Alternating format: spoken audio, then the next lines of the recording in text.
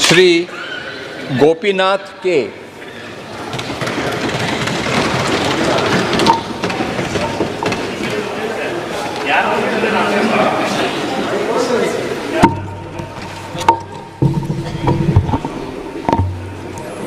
సభకు నమస్కారం.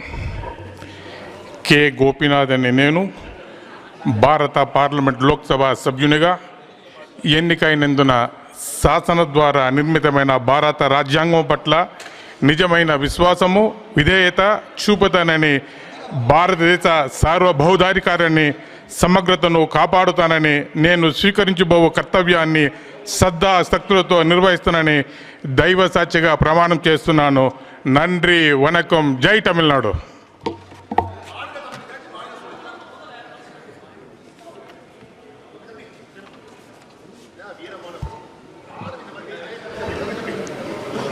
श्री मणि ए।